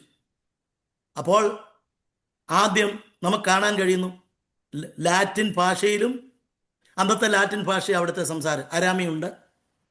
യേശു സംസാരിച്ച അരാമിക് അല്ലെങ്കിൽ സുറിയാനിയ. അരാമിക് എന്ന് പറഞ്ഞാൽ സുറിയാനി. പണ്ട് അച്ഛന്മാരൊക്കെ മലയാളക്കരയിൽ എന്ത് ചെയ്തു? കുർബാന ചൊല്ലിയ അത് കൂറിയോലായിസോൻ എന്നൊക്കെ പറയുന്നത്. കൂറിയോസ് എന്ന് പറഞ്ഞു കഴിഞ്ഞാൽ കർത്താവ് ദൈവം. ലായിസോൻ എന്ന് പറഞ്ഞാൽ സ്തുതിക്കുവാനർത്ഥം. കുറേ ലായിസോൻ എന്ന് പറഞ്ഞാൽ പ്രൈസോടെന്നർത്ഥം. ശാസിക്കുകയും മത്സിക്കുകയും ഒന്നും വേണ്ട, ദൈവത്തെ സ്തുതിക്കുക. കൂറിയോസ്. ആ കൂറിയോസ് എന്നുള്ള നമ്മൾ യേശു ക്രിസ്തുവിന് ഉപയോഗിച്ച പദങ്ങൾ വരും. അതിൽ നിന്നാണ് കുര്യൻ എന്നുള്ള പദം ഉണ്ടായത്. കുര്യൻ, കൂറിയോസ് എന്ന് പറയുന്ന കറിയാച്ചൻ. അത് സഖരിയാവെന്നുള്ളതിനോട് വന്നിട്ടുണ്ട്. ഇതെല്ലാം ബന്ധപ്പെട്ട് കിടക്കുക. മിരിയാം എന്നുള്ളതിൽ നിന്നാണ് മേരിക്കുട്ടി വന്നത്. അതിൽ നിന്നാണ് മൂര് വന്നത്. മൂരെന്ന് പറഞ്ഞ ബിറ്റർനെസ്. രൂത്തിന്റെ പുസ്തകത്തിൽ പറഞ്ഞ എന്നെ മാറായെന്ന് വിളിക്കണം, കയ്പ്. അപ്പോൾ ഇനിയും യേശുവിന് കാഴ്ചവെച്ച വസ്തുക്കളെക്കുറിച്ച് പറയും. മേരിക്കുട്ടി എന്ന് പറഞ്ഞാൽ, മിരിയാം എന്ന് പറഞ്ഞാൽ, മറിയാമെന്ന് പറഞ്ഞാൽ, മാറ എന്ന് പറഞ്ഞാൽ, ഇതെല്ലാം ഒന്നിൻ്റെ തൽ ബന്ധങ്ങളാണ്. അപ്പോൾ 3 ഭാഷയിൽ, ലാറ്റിൻ ഭാഷയിലും പിന്നെ അവിടെ എഴുതി വെച്ചു നമുക്കിവിടെ കാണാൻ കഴിയുന്ന INRI എന്ന് പറഞ്ഞാൽ എന്താണ്? ഞാൻ ബൈബിൾ കോളേജിൽ പഠിച്ചപ്പോൾ ഏതാണ്ട് 80കൾക്കടുത്താണ് ബൈബിൾ കോളേജിൽ പഠിച്ചത്. കാനവച്ചനായിരുന്നു എന്നെ തിയോളജി പഠിപ്പിച്ച്. MV ചാക്കോ സാർ വേറെ തിയോളജി പഠിപ്പിച്ചു. അസംബ്ലി സ്കൂളിൽ മരിച്ചു PN സക്രിയ വേറെ യുഗങ്ങൾ പഠിപ്പിച്ചു. പിന്നെ കേരളത്തിലെ ഇന്ന് കിട്ടാത്ത അനേക അധ്യാപകന്മാർ അന്നുണ്ടായിരുന്നു. ഫസ്റ്റ് വൈസ് സക്രിയ, MV ചാക്കോ, PN സക്രിയ, കാനവച്ചൻ. ഇപ്പോൾ കാനവച്ചൻ പഠിപ്പിച്ചപ്പോൾ അദ്ദേഹം പറയാനിടയായി തീർന്നു, എപ്പിസ്കോപ്പൽ സഭകളിലുള്ള ആളുകൾ വ്യാഴാഴ്ച പെസഹായുടെ അപ്പം ഉണ്ടാക്കും. അപ്പോൾ പെസഹായുടെ അപ്പം ഉണ്ടാക്കുന്ന സന്ദർഭത്തിൽ അപ്പത്തിൻ്റെ മാവ് വട്ടയപ്പം പുഴുങ്ങുന്നതിന് മുമ്പ് തള്ളവിരൽ കൊണ്ട് എഴുതും. എന്തെഴുതും? INRI. അത് പുഴുങ്ങി താഴെ വെക്കുമ്പോൾ ആ അപ്പത്തിൻ്റെ പേരുണ്ട് ഇൻട്രിയപ്പം. ഇതാ ഇൻട്രിയപ്പം എന്ന് പറയുന്നത്. ആ ഇൻട്രി എന്നുള്ളതിൻ്റെ ഫുൾ ഫോം എന്താ? ലാറ്റിൻ പദമാണ്. ഈസൂസ് I, നാസറനസ് N, റക്സ് എന്ന് പറയുന്ന രാജാവെന്ന. ഈയുടെയോറം എന്ന് പറഞ്ഞ യഹൂദ്യ. ലാറ്റിൻ ഭാഷയിൽ ഈസൂസ്, നാസറനസ്, റക്സ്, ഈയുടെയോറം. അതാണ് ചുരുക്കെടുത്ത് എഴുതിയത്. പോട്ടെ, ഇനി അടുത്ത ഭാഗത്തേക്ക് വരികയാണ്. യേശു ക്രിസ്തു പഴയ നിയമത്തിൽ എഴുതിയിട്ടുണ്ട് തള്ളപ്പെട്ട കല്ല്. വായിക്കാമോ? 118-22 സങ്കീർത്തനം. വീട് പണിയുന്നവർ തള്ളിക്കളഞ്ഞ കല്ല് മൂലക്കല്ലായി തീർന്നിരിക്കുന്നു. ഇപ്പൊ 2:20 വായിച്ചു. ആ വായന അങ്ങ് എന്റെ പർവ്വതമായ സിയോനിൽ അല്ല, എബ്ബേസർ വാഴിച്ചിരിക്കുന്നു. 2:20. ക്രിസ്തു തന്നെ മൂലക്കല്ലായിരിക്കെ നിങ്ങളെ അപ്പോസ്തലന്മാരും പ്രവാചകന്മാരും എന്ന അടിസ്ഥാനത്തിന്മേൽ പണിതിരിക്കുന്നു. മതി. അപ്പോൾ തള്ളിക്കളഞ്ഞ കല്ല് മൂലക്കല്ലാകും. അതിന് അനേക വാക്യങ്ങൾ പഴയ നിയമത്തിലുണ്ട്. പുതിയ നിയമത്തിൽ മനുഷ്യർ തള്ളിയില്ലെങ്കിലും ദൈവത്തിന് ശ്രേഷ്ഠവും മാന്യമായ ജീവനുള്ള കല്ലായ അവൻ്റെ അടുക്കൽ വന്നിട്ട്. അതുമാത്രമല്ല, ദാനിയേൽ 12-ാം അധ്യായത്തിൽ ഞാൻ നോക്കിക്കൊണ്ടിരുന്നപ്പോൾ കൈ തൊടാതെ പറഞ്ഞു വന്ന ഒരു കല്ല് ബിംബത്തിന്മേൽ അടിച്ചു. സാർ നിങ്ങളെ പഠിപ്പിക്കുന്നുണ്ട്. ഈ ബിംബത്തിന് 4-ാമത്തെ ഭാഗമായിരിക്കുന്ന ഇരുമ്പും കളിമണ്ണും ചേർന്നുള്ള ഭാഗത്താണ് നിങ്ങൾ എത്തിയിരിക്കുന്ന ജനാധിപത്യം, ഡെമോക്രസി. ഈ കാലഘട്ടത്തിലാണ് എന്തു വരാൻ പോകുന്നത്? കൈ തൊടാത്ത കല്ല്. അതാരാണ്? കർത്താവ് യേശു ക്രിസ്തു. കർത്താവ് യേശു കൈ തൊടാത്ത കല്ല്. ജനനത്തിൽ മനുഷ്യൻ്റെ കൈയില്ല, ജനിച്ചതിൻ്റെ അകത്ത് മനുഷ്യൻ്റെ കൈയില്ല. ആദാമിൻ്റെ അസാന്നിധ്യത്തിലാണ് ഹവ്വ പാപം ചെയ്തത്. പുരുഷൻ അവിടെ ഇല്ലായിരുന്നു. പുരുഷനില്ലായിരുന്നപ്പോൾ പാപം വന്നതുകൊണ്ട് ആ പാപത്തിൻ്റെ പരിഹാരത്തിന് വേണ്ടി പുരുഷൻ കൂടാത്ത ഒരു സ്ത്രീയിൽ കൂടെ യേശു ജനിച്ചു. പുരുഷനില്ലാത്ത സമയത്ത് പാപം കയറി വന്നപ്പോൾ പുരുഷൻ കൂടാതെയുള്ള ഒരു ജനനത്തിൽ കൂടെ പാപത്തിന് പരിഹാരം ഉണ്ടാക്കി. സ്തോത്രം. ആ ഭാഗത്തേക്ക് പോകുന്നില്ല. കൈ തൊടാത്ത കല്ല് എന്നുള്ള ഒത്തിരി ഭാഗങ്ങളുണ്ട്. അത് തള്ളിക്കളഞ്ഞത്. വീട് പണിയുന്നവരാരായിരുന്നു? യഹൂദന്മാർ. തള്ളിക്കളഞ്ഞ ആരെയാ? ബറബാസിനെ മതി, യേശുവിനെ വേണ്ട. അത് മൂലക്കല്ലായി തീർന്നു. ഇനിയും യെശയ്യാ 53:9 മത്തായി 27:57 കൂടെ വായിക്കണേ. 2 വാക്യങ്ങൾ അടുപ്പിച്ചടുപ്പിച്ച് വായിക്കുമ്പോൾ നമുക്ക് പെട്ടെന്ന് തീരെയും അത് നമുക്ക് അവസാനിപ്പിക്കും. യെശയ്യാ 53:9. അവൻ സാധുയില്ലാതെയും അവന്റെ വായിൽ വഞ്ചനയൊന്നുമില്ലാതെയും ഇരുന്നിട്ടും അവൻ ദുഷ്ടന്മാരോട് കൂടെ ശവക്കുഴി കൊടുത്തു. അവന്റെ മരണത്തിൽ സമ്പന്നന്മാരോടുകൂടെ ആയിരുന്നു. ദുഷ്ടന്മാരോടുകൂടെ ശവക്കുഴി കൊടുത്തു. പക്ഷെ മരണത്തിൽ ആരോടുകൂടെ ആയിരുന്നു? ഈ 2 പ്രവചനം നിവർത്തിക്കപ്പെട്ടു. എങ്ങനെയാ? ദുഷ്ടന്മാരോടുകൂടെ, കള്ളന്മാരോടുകൂടെ ക്രൂശിച്ചു. യഹൂദ അന്നത്തെ കാലഘട്ടത്തിൽ ഇങ്ങനെ ക്രൂശിച്ച അനാഥപ്രേതങ്ങളെ വെളിയിലുള്ള കഴുകന്മാരും കൊത്തിയെന്നും വലിച്ചുകൊണ്ട് നടന്നു. അവിടെ വൃത്തികേടാകാതിരിക്കാൻ വേണ്ടി പടയാളികൾ തന്നെ 3 കുഴി വെട്ടും. പട്ടിയെ കുഴിച്ചിടുന്ന പോലെ 3 കുഴി വെട്ടി അത് മൂടും. അങ്ങനെ 3 കുഴി അവർ ഓൾറെഡി വെട്ടിയിരുന്നു. പക്ഷേ 2 കള്ളന്മാരെ ആ കുഴിക്കകത്താണ് മൂടിയത്. ആ സന്ദർഭത്തിൽ അരിമേത്യയിലെ യോസഫ് എന്ന് പറയുന്ന റോമൻ സെനറ്റിലെ ഉയർന്ന ഉദ്യോഗസ്ഥൻ, യേശുവിൻ്റെ രഹസ്യ ശിഷ്യൻ. അതുമാത്രമല്ല, പണ്ടൊരിക്കൽ യേശുവിൻ്റെ അടുക്കൽ സുവിശേഷം കേട്ടിട്ട് പോയ ഒരു മതനേതാവായ നിക്കോദിമോസ്. ആ നിക്കോദിമോസ് മാനസാന്തരപ്പെട്ട് ഒരു രഹസ്യ ക്രിസ്ത്യാനിയായി ജീവിക്കുകയായിരുന്നു. യേശു മരിച്ചെന്നറിഞ്ഞുകൊണ്ട് നിക്കോദിമോസും വന്നു. ഒരു മതത്തിൻ്റെ നേതാവ്, റോമൻ സെനറ്റിലെ ഉയർന്ന ഉദ്യോഗസ്ഥനായ അരിമേത്യയിലെ യോസഫിൻ്റെ കല്ലറയിൽ അടക്കത്തക്കവണ്ണം ഡെഡ് ബോഡി പീലാത്തോസിൽ നിന്ന്, പീലാത്തോസാണ് ഗവർണർ, യഹൂദിയിലെ ഗവർണർ അടുക്കൽ ചെന്ന് എന്ത് ചെയ്തു? അനുവാദം വാങ്ങിച്ചു. വേറെ ഏതെങ്കിലും യേശുവിൻ്റെ ശിഷ്യന്മാർ ബോഡിക്ക് വേണ്ടി ചോദിച്ചിരുന്നെങ്കിൽ കിട്ടത്തില്ല, അവിടെ കുഴിച്ചിട്ടേനെ. ദൈവം അവിടെ ഒരുക്കി. എന്താ? ദുഷ്ടന്മാരോടുകൂടെ ശവക്കുഴി കൊടുത്തു. പക്ഷേ മരണത്തിൽ മഹാസമ്പന്നനായ അരിമത്തേലെ യോസഫിൻ്റെ കല്ലറ. ഇന്നൊക്കെയാണ് സെല്ലുണ്ടാക്കുന്നത്, അന്നൊന്നും സെല്ലുണ്ടാക്കത്തില്ല. പാറയ്ക്കകത്ത് സെല്ലുണ്ടാക്കണമെങ്കിൽ എന്തുമാത്രം വളരെ പണച്ചെലവുള്ളതാണ്. അത്രമാത്രം സമ്പന്നനായിരിക്കുന്ന ഒരു വ്യക്തി തൻ്റെ കുടുംബത്തിൽ ആരെങ്കിലും മരിക്കുന്നതിന് വേണ്ടി ഒരു സെല്ലുണ്ടാക്കി വാതുക്കൊല്ലം അടപ്പം ഉണ്ടാക്കി വെച്ചിട്ട് മഹാനായ ഒരു ഭയങ്കര ഒരു പണക്കാരൻ, യേശുവിൻ്റെ രഹസ്യ ശിഷ്യൻ. യേശു മരിച്ചു കഴിഞ്ഞപ്പോൾ താൻ തീരുമാനിച്ചു, എന്താ ഈ കല്ലറ ആർക്ക് കൊടുക്കാം? യേശുവിന് കൊടുക്കാം. എന്താ തീരുമാനിച്ചത്? കർത്താവിന് കൊടുത്തു കഴിഞ്ഞാൽ യേശു ഉയർക്കും. അപ്പോൾ ഇന്ന് ഒരു സെൻറ്റിന് 5 ലക്ഷം രൂപ ഉണ്ട്. യേശുവിൻ്റെ ഉയർപ്പ് കഴിഞ്ഞാൽ 1 കോടി ഒരു സെൻറ്റിന് ചോദിച്ചാൽ എനിക്ക് കിട്ടും. അങ്ങനെ കാശ് കൂട്ടുമെന്ന് വിചാരിച്ചല്ല, മനസ്സിൽ പോലും കൂട്ടിയില്ല. കാശ് കൂട്ടാൻ വേണ്ടി വിചാരിച്ചെങ്കിൽ ആ സെല്ലിൻ്റെ അത് കർത്താവ് കയറിയില്ലായിരുന്നു. എന്ത് ചെയ്തു? 3 ദിവസം യേശുവിനെ അവിടെ യേശുവിന് കൊടുത്തു.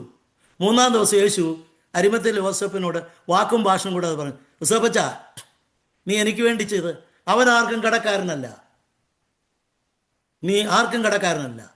എന്ത് ചെയ്തു? എനിക്ക് സെല്ല് തന്നില്ലേ? തന്നു, നീ എടുത്തോളുക. തന്നതുപോലെ അല്ല, പിന്നെയോ ഒരു ഗുഡ് വില്ലോടുകൂടെ നീ തിരിച്ചെടുക്കുക. അതിന്നും ബഹുമാനിക്കപ്പെടും. ഞാൻ പോട്ടെ, അവിടെ നിന്ന് വരും. അങ്ങനെ മത്തായി 27:57 യേശുവിനെ അടക്കിയതിനെക്കുറിച്ച് കാണുന്നുണ്ട്, വായിക്കുന്നില്ല. പെട്ടെന്ന് ഒരു വാക്യം, 9-ാമത്തെ പോയിന്റ്, യേശുവിനെ മടങ്ങി വരുന്നതിനെക്കുറിച്ച് സെഖര്യാവ് 14:3 അത് മഹത്വ പ്രത്യക്ഷത്തെക്കുറിച്ചാണ്. ഒന്ന് വായിച്ചാട്ട്. എന്നാൽ യഹോവ പുറപ്പെട്ടു, താൻ യുദ്ധ ദിവസത്തിൽ പൊരുതതുപോലെ ആ ജാതികളോട് പൊരുതും. 14:1 പോലെ വായിച്ചാട്ട്. അന്നാളിൽ അവൻ നിന്റെ നടുവിൽ വെച്ചോ നിന്റെ കൊള്ള വിഭാഗിപ്പാനുള്ള യഹോവയുടെ അന്നാളിൽ അവന്റെ കാൽ യെരൂശലേമിലെ എത്ര വാക്യം നോക്കിയേ? ഞാൻ സകല ജാതികളെയും യെരൂശലേമിനോട് യുദ്ധത്തിനായി കൂട്ടിവരുത്തും, നഗരം പിടിക്കപ്പെടുകയും അന്നാളിൽ അവന്റെ കാൽ അന്നാളിൽ അവന്റെ കാൽ യെരൂശലേമിനെതിരെ എത്ര വാക്യമാണ്? എത്ര വാക്യം? 4-ാം വാക്യം. അവന്റെ കാൽ യെരൂശലേമിനെതിരെ കിഴക്കുള്ള ഒലിവുമലയിൽ നിൽക്കും. ഒലിവുമല കിഴക്ക് പടിഞ്ഞാറായി നടുവേ പിളർന്നു പോകും. മതി. അത് ദീർഘമായിട്ട് വായിക്കണ്ട. അത് എന്ന് പറയുന്ന 2ാമത് സഭയ്ക്ക് വേണ്ടി വരുന്ന വരവല്ല. അത് മഹത്വ പ്രത്യക്ഷ, വെളിപ്പാട് 19:11 മഹത്വ പ്രത്യക്ഷത. എന്തായിരുന്നാലും കർത്താവ് വരും. അതിന് നമുക്ക് ധാരാളം തെളിവുകൾ, കർത്താവിന് മടങ്ങി വരവിനെ കുറിച്ച് ധാരാളം തെളിവുകളുണ്ട്. ലൂക്കോസ് 24 വായിക്കാതെ തന്നെ നമുക്കറിയാം. ഞാൻ പെട്ടെന്ന് ഈ സ്ലൈഡ് പര്യവസാനിപ്പിക്കേണ്ടതുകൊണ്ട് പറഞ്ഞു പോവുകയാണ്. പിന്നെ നിങ്ങൾ സങ്കീർത്തനങ്ങൾ നിങ്ങളെ സന്തോഷ് സാർ പഠിപ്പിക്കുന്നു. സന്തോഷ് സാർ എൻ്റെ സഭയിലെ ഒരു വിശ്വാസിയായിരുന്നു. നിങ്ങളുടെ ലാലി സാറിനും സന്തോഷ് സാറും അന്ന് ഞാൻ ശിശു സഭയിലെ ദൈവമക്കളായിരുന്നു, അനുഗ്രഹിക്കപ്പെട്ട ദൈവമക്കൾ. ഇന്നവരൊക്കെ വലിയ ലീഡേഴ്സായിട്ട് തീർന്നു. അതിനായി ദൈവത്തെ സ്തുതിക്കുന്നു. അപ്പോൾ മശിഹായിക സങ്കീർത്തനങ്ങൾ പഠിച്ചു കാണും, അല്ലെങ്കിൽ ഇനി പഠിക്കും. എന്ന് പറഞ്ഞാൽ ക്രിസ്തു ജനിക്കുന്നതിന് മുമ്പ് ക്രിസ്തുവിനെ കുറിച്ച്, മശിഹായെക്കുറിച്ച് എഴുതിയ സങ്കീർത്തനത്തിനാണ് മശിഹായ സങ്കീർത്തനങ്ങളിലെല്ലാം ക്രിസ്തുവിനെ കുറിച്ച്. ഏതൊക്കെയാണ് മശിഹായ സങ്കീർത്തനം? 1 നിങ്ങൾ പഠിച്ചോ? അത് ഇല്ലായിരിക്കാം, പഠിക്കും. 2-ാം സങ്കീർത്തനം മുമ്പേ പറഞ്ഞു, യേശുവിൻ്റെ രാജ്യത്വത്തെക്കുറിച്ച് പറഞ്ഞു. 8-ാം സങ്കീർത്തനം ശിശുക്കളുടെയും മുലകുടിക്കുന്നവരുടെ വായിൽ നിന്ന് ബലം കൽപ്പിച്ചിരിക്കുന്നു. അതായത് ഗുരുത്തോല പെരുന്നാളിലെ ആ വാക്യം സംഭവിക്കും. 22-ാം സങ്കീർത്തനം എന്താ? യേശുവിൻ്റെ കഷ്ടാനുഭവം. 24-ാം സങ്കീർത്തനം യേശുവിൻ്റെ മഹത്വത്തിൻ്റെ രാജാവാർ സ്വർഗാരോഹണം. 40-ാം സങ്കീർത്തനം എന്താണ്? നീ എൻ്റെ ചെവികളെ തുളച്ചിരിക്കുന്നു, പുസ്തക ചുരുളിൽ എന്നെക്കുറിച്ച് എഴുതിയിരിക്കുന്നു. വാക്യം എടുക്കുന്നില്ല. 40-ാം സങ്കീർത്തനം. 45-ാം സങ്കീർത്തനം ഏത്? കർത്താവ് തന്നെ മണവാട്ടിയുമായിട്ടുള്ള കല്യാണത്തിന്. സ്തോത്രം. ശലോമോന്റെ കല്യാണത്തിന്റെ ദിവസം കോരവൂത്തന്മാര് ഒരു കോംപ്ലിമെന്റ് കൊടുക്കാൻ ഉണ്ടാക്കിയ ഒരു സങ്കീർത്തനമാണ് 45. വായിക്കുമല്ലോ, കോംപ്ലിമെന്റ്, ഉപചാരം അർപ്പിക്കാൻ എന്നാണ് പറയുന്നത്. എന്തായിരുന്നു 45-ാം സങ്കീർത്തനം? സഭയും മണം. 72-ാം സങ്കീർത്തനം ഏത്? ശലോമോൻ എഴുതി. എന്താണ്? ശേബായിലെ പൊന്ന് നിനക്ക് കാഴ്ച കൊണ്ടുവരും. 110-ാം സങ്കീർത്തനം മൽക്കീസേദെക്കിന്റെ ക്രമപ്രകാരമുള്ള പുരോഹിതൻ. 118-ാം സങ്കീർത്തനം എന്താണ്? ആമേൻ, ഇത് യഹോവയാൽ സംഭവിച്ചു, തള്ളിക്കളഞ്ഞകളിൽ മൂലക്കല്ലായിരിക്കുന്നു, കർത്താവ് ഉയർത്തി നിൽക്കും. 16-ാം സങ്കീർത്തനം ഞാൻ പറഞ്ഞില്ല, നിന്റെ പരിശുദ്ധനെ ദ്രവത്വം കാണാൻ സമ്മതിക്കത്തില്ല. ഇത് ഓരോ മണിക്കൂർ പറയാനുണ്ട്. അങ്ങനെ 300 പഴയ നിയമ പ്രവചനങ്ങൾ യേശുവിനെ കുറിച്ച് നടന്നതായിട്ട് നമുക്ക് കാണുവാനായിട്ട് കഴിയുന്നുണ്ട്. അടുത്ത ഭാഗത്തേക്ക് ഞാൻ പോവാം. ഇനി മരുഭൂമി, ഈ ഭാഗത്തിൽ ചില കാര്യം കൂടെ ഓർപ്പിച്ച് ഇന്നത്തെ ചിന്ത. യേശുവിന് മുന്നോടിയായി ഹെറാൾഡ് ഓഫ് ഹിസ് കമ്മിങ്, മുന്നോടിയായിട്ട് വന്നു മരുഭൂമിയിൽ വഴിയൊരുക്കുവാൻ ദൈവം അയച്ച പ്രവാചകൻ, the prophet who was send by God to prepare the world for the Lord in the desert or wilderness. John the Baptist, Yohannan വരുന്നതിനെക്കുറിച്ച് പുതിയ നിയമത്തിലല്ല പഴയ നിയമത്തിൽ പറയുന്നുണ്ട്. നിങ്ങൾ ആദ്യം മത്തായിയുടെ സുവിശേഷം 3:1 മുതൽ 3 വരെ വായിച്ചിട്ട് പഴയ നിയമത്തിൽ വായിക്കാം. ആദ്യം മാത്യു 3:1-3 എന്ന് വായിക്കണേ. അതിനുശേഷം യെശയ്യാവ് 40 1-2 വാക്യങ്ങൾ വായിക്കണം.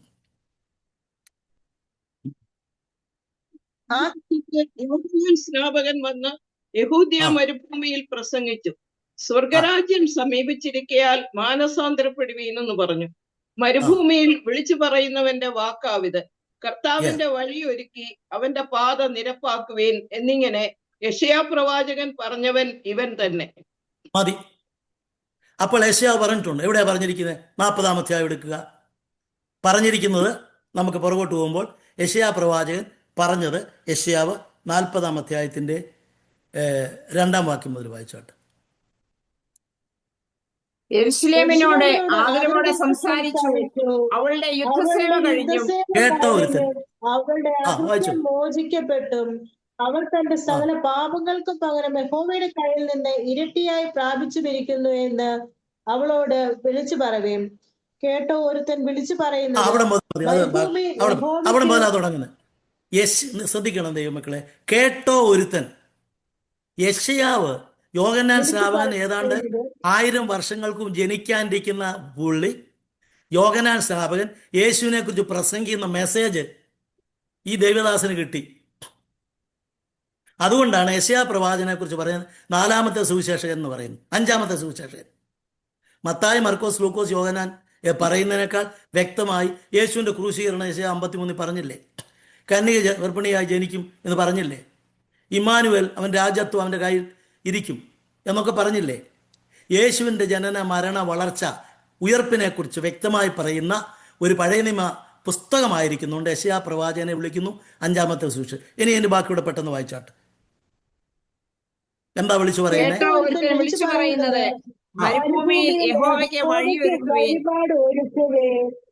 നിർജ്ജന പ്രദേശത്ത് നമ്മുടെ ദൈവത്തിനൊരു പെരുവഴി നിരപ്പാക്കുകയെ, എല്ലാ താഴ്വരയും നികന്ന് എല്ലാ മലയും കുന്നും താണു വരയണം. വളഞ്ഞതും ചൊവ്വായും ദുർഘടങ്ങളും സമമായും തീരേണം. യഹോവയുടെ മഹത്വം സകല ഈ പ്രസംഗത്തിന്റെ താങ്ക് യു. ഈ പ്രസംഗത്തിന്റെ സംക്ഷിപ്തം എന്താ? എല്ലാ വളഞ്ഞതും ചൊവ്വായി വരണം, ദുർഘടങ്ങൾ നിരപ്പാക്കണം, മാനസാന്തരം. വളഞ്ഞത് ചൊവ്വായി വരണം. നമ്മൾ മലയാളത്തിൽ ഒരു പദമുണ്ട്, ചൊവ്വായി പോവാന്ന്. ഞാൻ മരിച്ചുപോയ കാനവച്ചൻ്റെ ആ വേർഡ് എടുക്കുകയാണ്. ചന്ദ്രനിൽ പോകാൻ എളുപ്പമാണ്, പക്ഷേ ചൊവ്വായി പോകാൻ വളരെ പ്രയാസമാണ്. മനസ്സിലായല്ലോ? ചൊവ്വാ ഗ്രഹത്തിലല്ല, ചൊവ്വായിട്ട് പോകണമെങ്കിൽ നേരെ. അപ്പോൾ ഇവിടെ പറഞ്ഞിരിക്കുന്നത് ഒരു മാനസാന്തരത്തിൻ്റെ അനുഭവം മനുഷ്യഹൃദയങ്ങളിൽ ഉണ്ടാവണം എന്നുള്ള ദൂത് അവൻ വിളിച്ചു പറഞ്ഞു. പ്രിയപ്പെട്ടവരെ, ദൈവമക്കളെ, യോഹന്നാൻ പ്രവാചകൻ യെശയ്യാവ് പറഞ്ഞതനുസരിച്ച് ഈ ഭൂമിയിൽ വന്ന് വിളിച്ചു പറഞ്ഞ് ജനങ്ങളെ കർത്താവിന് വേണ്ടി ഒരുക്കി. ഞാൻ അടുത്തൊരു ഭാഗം കൂടെ തുടങ്ങിയിട്ട് ഇവിടെ അവസാനിപ്പിക്കാം. ആദ്യമായിട്ട് കർത്താവിൻ്റെ അടുക്കൽ യേശുവിനെ കാണാൻ വരുന്ന വിദ്വാൻമാരല്ല. അന്ന് രാത്രിയിൽ തന്നെ ആട്ടിടയന്മാരാ രാത്രി ചെന്നത്. വിദ്വാൻമാർ ചെന്നപ്പോൾ ഏതാണ്ട് 2 വർഷം എറൗണ്ട്. കാരണം ഹേരോദാവിൻ്റെ കൊട്ടാരത്തിൽ വെച്ച് ഈ ജനനം സമയം ചോദിച്ചപ്പോൾ ഇവർ പറയുന്നു ആ കണക്ക് കൂട്ടിയാണ് 2 വയസ്സിനും അതിന് താഴെയുള്ളതാ ഏകദേശം. അപ്പോൾ വിദ്വാൻമാരെ വീട്ടിൽ നിന്നിറങ്ങിയിട്ട് വർഷങ്ങളായി. ഓർക്കണം, കണ്ടിട്ടില്ലാത്ത ഒരു വ്യക്തിയെ കാണാൻ വിശ്വാസത്താൽ ഒരു അത്ഭുത അടയാളമായിരിക്കുന്ന നക്ഷത്രം കണ്ടുകൊണ്ട് ഒരു ദീർഘയാത്ര. ആരെങ്കിലും ഇങ്ങനെയുള്ള മണ്ടത്തരത്തിന് പോകുമോ? പക്ഷേ എത്തേണ്ട സ്ഥലത്ത് അവരെ എത്തിച്ചു. വിദ്വാൻമാർ പ്രത്യേക നക്ഷത്രം കണ്ടു. രാജാവിൻ്റെ ജനനമാണെന്ന് അവർക്ക് മനസ്സിലായി. മാഗീസ് എന്ന് പറയുന്നവർ കിഴക്കൻ രാജ്യങ്ങളിൽ നിന്ന് വന്നു. അത് യെരുശലേമിന് കിഴക്കനുള്ള രാജ്യങ്ങൾ. ഇന്ന് കേരളത്തിലെ പിറവത്തു നിന്നാണ് വിദ്വാൻമാർ പോയെന്ന് പറഞ്ഞ് ഒരു പള്ളി വരെ ഉണ്ട്, വിദ്വാൻമാരുടെ പള്ളി. എൻ്റെ ദൈവമക്കളെ, ഇതൊക്കെ ഓർത്താൽ വളരെ പ്രയാസം തോന്നും. പോട്ടെ. അപ്പോൾ എന്തായാലും ആകട്ടെ, എന്തായാലും സംഭവം നടന്നു. അവരെന്ത് ചെയ്തു? അവിടെ നിന്ന് ഇവരാരായിരുന്നു? മാഗീസ് എന്ന് പറഞ്ഞത് ശാസ്ത്രജ്ഞന്മാരെ. ഏത് ശാസ്ത്രമാ? ആകാശശാസ്ത്രം, നക്ഷത്രശാസ്ത്രം, ആസ്ട്രോണമി, വാനഗോള ശാസ്ത്രജ്ഞന്മാരായിരുന്നു. അവരുടെ എല്ലാ ദിവസങ്ങളും നക്ഷത്രങ്ങളെ നോക്കി പുതിയ കാര്യങ്ങൾ കണ്ടുപിടിക്കുമ്പോൾ ഒരു ദിവസം ഇങ്ങനെ ഒരു അത്ഭുത നക്ഷത്രം അവിടെ ദൃഷ്ടിയിൽപ്പെട്ടു. ഈ നക്ഷത്രം കണ്ടപ്പോൾ രാജപിറവിയാണെന്ന് അവർക്ക് മനസ്സിലായി. യഹൂദന്മാരെ സംബന്ധിച്ചിടത്തോളം അവർക്കും ഈ നക്ഷത്രത്തെക്കുറിച്ച് ഒരു അറിവുണ്ട്. കാരണം സംഖ്യാപുസ്തകത്തിൽ പ്രവാചകൻ ആയിരിക്കുന്ന ബിലെയാം പറഞ്ഞു, യാക്കോബിൽ നിന്നൊരു നക്ഷത്രം ഉദിക്കും എന്ന് പറയുവാനിടയായി തീർന്നിട്ടുണ്ട്. പക്ഷേ വിദ്വാൻമാരായ ആളുകൾ യഹൂദന്മാരല്ല, യെരുശലേമിന് കിഴക്കുള്ള രാജ്യങ്ങളിൽ നിന്ന് വന്നവരാണ്. അറേബ്യയിൽ നിന്നോ യമൻ എന്ന് പറയുന്ന രാജ്യത്ത് നിന്നോ അതിൻ്റെ പരിസരങ്ങളുള്ള രാജ്യത്ത് നിന്നോ വന്നവരാണെന്ന് പറയും. യമനിൽ ആണ് ഷേബ എന്ന് പറയുന്ന സ്ഥലം. ഷേബ എന്ന് പറയുന്ന സ്ഥലത്തു നിന്നാണ് ക്യൂൻ ഓഫ് ഷീബ യെരുശലേമിലേക്ക് വന്ന് സലോമനെ കണ്ടത്. സൗദിയുടെയും ആ രാജ്യത്ത് ഹൂതികളെല്ലാം ഇന്ന് ആക്രമിക്കുന്നത് ആയ ധാരാളമുള്ള സ്ഥലമാണ് യമൻ. വലിയ സമ്പന്ന രാജ്യം ഒന്നുമല്ല, മനോഹരമായ ഒരു രാജ്യമാണ്, പുരാതന സംസ്കാരമുള്ള രാജ്യമാണ്. അവിടുത്തെ പൊന്ന് വളരെ വിശിഷ്ടമാണ്. അതുകൊണ്ടാണ് നമ്മൾ അടുത്ത ആഴ്ച നമ്മൾ പഠിക്കാം, ഇന്ന് എൻ്റെ സമയം തീർന്നുകൊണ്ട് വിവരിക്കുന്നില്ല. 22-ാം സങ്കീർത്തനത്തിൽ പറയുന്നുണ്ട്, എന്താ അവിടെ ഷേബായിലെ പൊന്ന് കൊണ്ടുവരും. കുന്തിരുക്കം കിട്ടുന്നത് അറേബ്യയിൽ നിന്നൊക്കെയാണ്, ഷേബായിൽ നിന്നും കിട്ടും. സലാല എന്ന് പറയുന്ന മസ്കറ്റിൽ നിന്നും കുന്തിരുക്കം ധാരാളമായിട്ട് ഉണ്ട്, നല്ല കുന്തിരുക്കം, ബെസ്റ്റ് കുന്തിരുക്കം. അങ്ങനെയെങ്കിൽ കൊണ്ടുവന്നവർ 3 പേരാണെന്നൊന്നും പറയുന്നില്ല, വന്നവർ കൊണ്ടുവന്ന കാഴ്ചവസ്തുക്കളുടെ അടിസ്ഥാനത്തിൽ 3 പറയുന്നു. യേശുദാസ് പാട്ട് പാടിയപ്പോൾ കാഷിറും മെൽബറും എന്ന് പറയുന്ന 3 പേരുടെ പേരും എടുത്ത് പാട്ടിൻ്റെ യഹൂദിയായിലെ ഒരു ഗ്രാമത്തിൽ എന്നുള്ള പാട്ടിൻ്റെ അകത്ത് ഈ 3 വിദ്വാൻമാരുടെ പേരും പറയുന്നുണ്ട്. അത് യേശു ക്രിസ്തുവിൻ്റെ കാലഘട്ടത്തിന് ബെൻഹർ എന്ന് പറയുന്ന ഒരു ഫിലിം ഇറങ്ങി, നിങ്ങൾ കേട്ടിട്ടുണ്ടായിരിക്കും. ബെൻഹർ എന്ന് പറയുന്ന ഫിലിം, ആ ഫിലിമിൽ ഹോളിവുഡ് ഏറ്റവും കൂടുതൽ പണം ചെലവഴിച്ച് അവ ഉണ്ടാക്കിയ ആ ഫിലിം യേശുവിൻ്റെ ഒരു ഇതിവൃത്തമാണ്. അതിന് ചില കഥകളും കാര്യങ്ങളും മാത്രങ്ങളുണ്ട്, ഞാൻ വിവരിക്കുന്നില്ല. അതിൻ്റെ അകത്ത് ആണ് ഈ പേരുകൾ ആദ്യമായി പറഞ്ഞത്, പിന്നെ പാട്ടിൻ്റെ അകത്ത് വന്നു. എന്തായിരുന്നാലും 3 കാഴ്ചവസ്തുക്കൾ എന്തിനെ കുറിക്കുന്നു? അതിലുള്ള പൊന്ന് യേശുവിൻ്റെ രാജ്യത്വത്തെ, മൂര് പൗരോഹിത്യത്തെ, പൊന്നെന്ന് പറയുന്ന രാജ്യത്വം, മൂരെന്ന് പറയുന്ന പ്രവാചകത്വം, കുന്തിരിക്കം എന്ന് പറയുന്ന പൗരോഹിത്യം. 3 കാര്യങ്ങളെ കാണിക്കുന്ന കാര്യമാണ്. അടുത്ത കാര്യങ്ങൾ നമുക്ക് അടുത്ത ആഴ്ച പഠിക്കാം, സമയം തീർന്നുകൊണ്ട് ഞാൻ അവസാനിപ്പിക്കുകയാണ്. അവിടെ യേശുവിനെ ആരാധിച്ചു. കത്തോലിക്ക ബൈബിൾ POC ബൈബിൾ എൻ്റെ കയ്യിലുണ്ട്. കുമ്പിട്ട് ആരാധിച്ചു, മലയാളത്തിൽ നമസ്കരിച്ചു.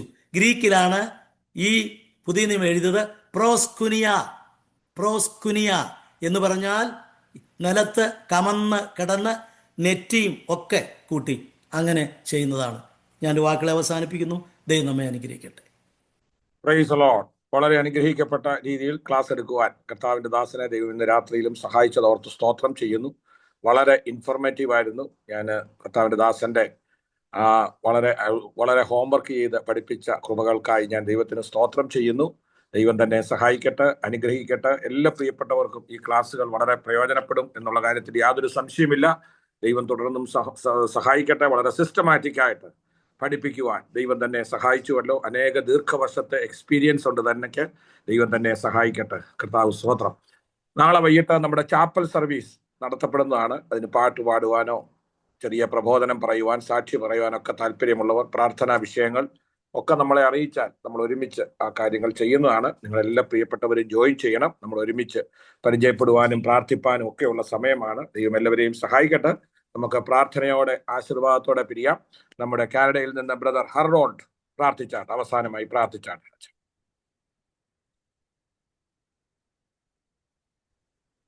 Hallelujah hallelujah. കർത്താവേ നന്ദിയോട് സ്തുതിക്കുന്നു, വാഴ്ത്തുന്നു. കർത്താവേ സ്തോത്രം സ്തോത്രം സ്തോത്രം. സർവസ്നേഹങ്ങളുടെ പിതാവേ, വാഴ്ത്തപ്പെട്ട ദൈവമേ, അപ്പൊ ഈ സമയത്തിനായിട്ട് വീണ്ടും നന്ദിയോട് സ്തുതിക്കുന്നു. കർത്താവേ സ്തോത്രയ്ക്ക് കന്യമാദൈവമുള്ള കർത്താവ് അവിടുത്തെ പൗത്ര പാദപ്പെടുത്തിയിരുന്ന കർത്താവേ സ്തോത്രം.